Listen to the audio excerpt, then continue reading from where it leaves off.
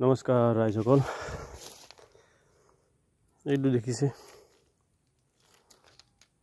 আমাৰ চাহ খেতিত এতিয়া এই বতৰত খুব প্ৰায় প্ৰত্যেকৰে বাগানতে এই ৰোগটো আহিছে।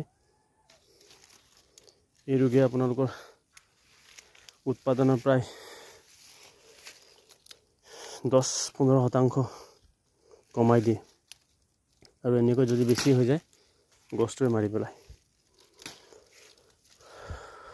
মোৰ বাগানত 2-3 সপ্তাহ হ'ল, যোৱা সপ্তাহ মই হেক্সাকোনাজল স্প্ৰে কৰিছিলোঁ। এতিয়া গছটোৰ যিটো স্বাস্থ্য সেইটো ভাল হৈ আহিছে আৰু গছৰ পাতবোৰো এতিয়া ধুনীয়া হৈছে। আজি প্লাকিং কৰাই আছোঁ। আজি প্লাকিং কৰি কাইলৈ মই আকৌ হেক্সাকোনাজল স্প্ৰে কৰি দিম। আপোনাৰ হেক্সাকোনাজল মই স্প্ৰে কৰিছোঁ আপোনাৰ 200 লিটাৰ পানীত 250 ml কে। আপোনালোকে ইয়াত হেক্সাকোনাজল স্প্ৰে কৰিব পাৰে আৰু নহ'লে আপোনাৰ কণ্টেক্ট ফাংগিচাইড। মই ভাবোঁ প্ৰথম স্প্ৰেটো আপোনালোকে কণ্টেক্ট ফাংগিচাইড স্প্ৰে কৰাই ভাল হ'ব। আপোনালোকৰ ধৰক কপাৰ অক্সিক্লৰাইড যিটো আছে, এই টাটাৰ আপোনাৰ ব্লাইটক্স, বিভিন্ন কোম্পানীৰ বেলেগ বেলেগ নাম আছে, ব্লু কম্প, এইবোৰ আপোনালোকে কপাৰ অক্সিক্লৰাইডটো আপোনালোকে 200 লিটাৰ পানীত 500 গ্ৰাম মিহলাই স্প্ৰে কৰিব। আৰু যিটো চিষ্টেমিক ফাংগিচাইড বুলি ক'লোঁ মই, সেইটো আপোনালোকে হেক্সাকোনাজল পৰিব। তাৰপিছত আপোনাৰ আছে প্ৰপিকোনাজল, ডাইফেনকোনাজল, এইবোৰ আছে। আপোনালোকৰ প্ৰপিকোনাজল আৰু ডাইফেনকোনাজলৰ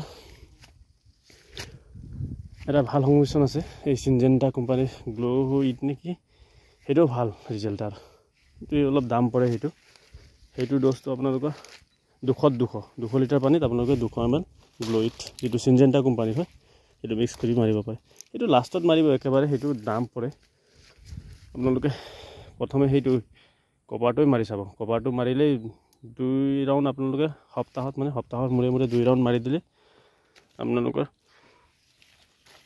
মোটামুটি এইটো বেমাৰটো ৰখি যাব। তাৰপিছত যিখিনি ক্ষয়ক্ষতি হৈছে এইখিনি আকৌ ৰিকভাৰী লাহে লাহে হৈ থাকিব। গছটোৱে মানে নিজেই ৰিকভাৰী হৈ থাকিব গছটো। আৰু যদিও আপোনালোকে প্ৰথমে সেইটো কণ্টেক্ট ফাংগিচাইড, কপাৰ অক্সিক্লৰাইড এইবোৰ মাৰিও যোৱা নাই, তাৰপিছত আপোনালোকে এই পৰিবাহী যিটো আপোনাৰ চিষ্টেমিক ফাংগিচাইড এইটো মাৰিব। যদি সেইটো দুটাটো নাযায় তেনেহ'লে এবাৰ আপুনি ৰৈ এই জৈৱিক যিটো